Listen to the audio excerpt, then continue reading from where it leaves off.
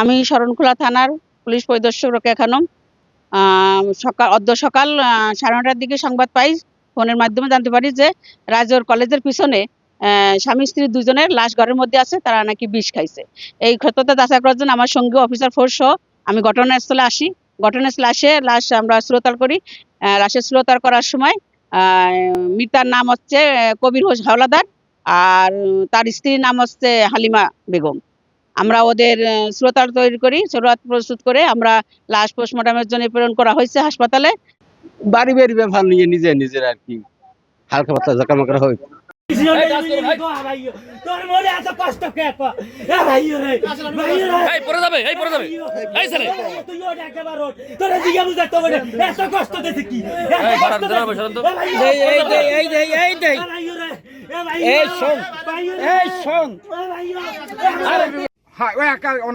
থাকতো বিকেলে ভালো, সকালে খারাপ, সকালে খারাপ, দুপুরে আবার আমাকে কেটা জানি ফোন দিছে যে আপনার মেয়ে হালিমা হল, তা আপনার মেয়ে আর আপনার জামাই মারা গেছে। আমি এখানে কর্ম দিতে গেছি, আমি আগাছার কাজ করি, হেনে যাইয়া আমার ফোন দিছে, দৌড়ে বাড়ি এসেছি। ইদানিং বহুত প্রায় মাস 2 ধরে কার্য চলতে আছে, শ্বশুর বাড়ির ছেলে টাকা পাবে এই নিয়েও বলতে আছে যে আমার কাছে একটা পয়সা নাই, টলার চলতে আছে না, ওভারত কিছু টাকা পয়সা আনো, আবার তুমি কাজ বাজ হইবে তোমার টাকা পয়সা দিয়ে দেবো। এই নিয়ে দ্বন্দ্ব এদিক ওদিক হইতে, মই কাড়াকাড়ি তারা তক্রি। এরপরে এই মাঝখানে পুতের বউ এবং শাশুড়ি একটু ঝগড়াঝাটি হয়েছে, হওয়ার পরে বেআই সাহেবের বলান দিয়ে আনছে বউ, ফোন দিয়ে আনার পরে পঞ্চায়েতের ফোন দিয়েছে, পঞ্চায়েতে আবার ফোন দিয়ে দেলোয়ার বাইরে বলছে মোল্লারে এরা ইয়ে বাড়িতে বুঝেই টুঝেই দিয়ে গেছে। তা বেশি সময় শ্বশুরবাড়ি টাকা পয়সা পাইবে এই নিয়ে দ্বন্দ্ব হইতেই থাকতো। না, গত রাত্রে ধরেন 10:30 বা 11টা বা 11:15 আনুমানিক কবির আইছে, এই 3টে বলান দিয়েছে আর মারে, আমার মা তো কানে শোনে না ভয়রাত। আমি বলছি এবারে কি চিন্তা করি, কি বউ যদি শুনে আনে তা কইছি কি কয় মারলা একটু কত কম, আমি কেছি পরে কবি আনি। এরপর ঘরে আসছে, আসার পরে বউ 2টা শব্দ করছে যে তোর জোতাইতে পিডেন লাগে, মাইয়ের খাতা আনো নাই। আমিও ওই করে দরজায় খারাই বলছি যে খাতা আমি কিনে দেবো অনেক। সকালে আমি বজরের নামাজের পর যাই এই মাওলানার দোকান দিয়ে একটা খাতা 2টো কলম কিনে দিয়ে আমি বান্দাঘাটা চলে গেছি জামাল ভাইয়ের সাথে মাছ ধরি নাতির কাছে। কিন্তু এখন পর্যন্ত কিছু বলা যাচ্ছে না যে কি কোথায় কি, এটা তদন্ত সাপেক্ষে বলা যাইবে যে কি হয়েছে। কিন্তু এখন দেখা যাচ্ছে যে দুজন ঘরের ভিতরে পাশাপাশি অবস্থায় শুইয়া আছে। এই কিন্তু এখন কি পরিস্থিতি এটা মানুষ এখন পর্যন্ত কিছু বলতে পারতেছে না।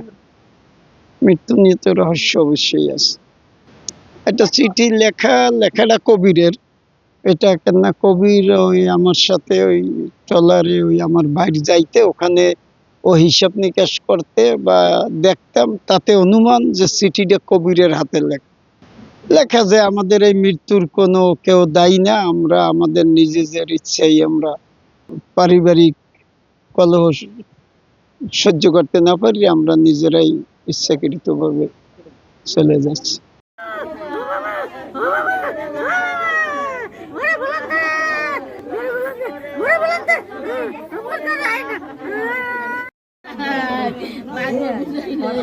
ও ভাই, ওরে বাঁচবো, এরকম একটি বানাইলে আমার বাঁচবো, বাঁচবি রে ও আল্লাহ। চলি 12 মাসে 12 মাসের ভিতরে 30 দিন 29 দিনই খালি ওদের ভিতর শুনবো। আমার মেয়ে কি হয়েছে? আমার বয়স 8 বছর। আমি এখন আমি পশু মেয়ে চাইছি, জানা বুঝার পেয়েছি, আমি 5 তারিখে আসতেছি, তুমি তোমার মেয়ে নেই বাড়ি যাও, আমি আসে বসে তারপর ফয়সালা দিব। মেয়ে কবে দেয় না আমার ভাইয়ের নাম জয়নব বেগম। না আমার বাবা বাচ্চাটার বয়স কত মাস? 1 মাস 25 দিন। কথা বলি না বলি। স্বামী স্ত্রী তো তেমন সমস্যা নাই, মিলেমিশেই আনলে তা এটা তো তেমন কোনো সমস্যা না। আর ব্যবসা বাণিজ্য করে বলতে সাগরে যায় হিসেবে দেখবে না, সিটিতে যেটা উল্লেখ করছে যে আমি ডাক দিই না মানসিক চিন্তা টেনশনে এইগুলো আমি বেশি তো আর কিছু জানি না। আমরা সকালবেলা কাজে যাই, 9টার সময় ফোন দিচ্ছে, আমি আইয়া একটা 1.5 মাসের একটা ছেলে আর 5 বছর একটা মেয়ে।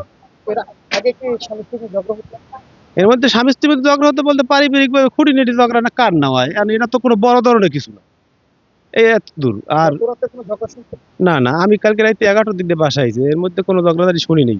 না কাল সরি আপনি কালকে 8টার দিক দিয়ে বাসায় আইছি, আমার মাথা যন্ত্রণা করছে, আমি ঘুমাই রয়েছি। কালকে তো কোনো সিরি সিরি শুনি নেই, আমি শুনি না, কিন্তু সারাদিনের মধ্যে কিছু হয়েছে কিনা আমার জানা নেই। আর এরকম কিছু 2-3 দিন আগে মানসিক মানে পারিবারিক ভাবে খুঁটিনাটি ঝগড়া হয়েছে, এটা তো মিট মিট করে আবার 2 দিন সময় হইয়াও গেছে, এর মধ্যে এই ঘটনা, এর মধ্যে কিছু জানা নাই আমার।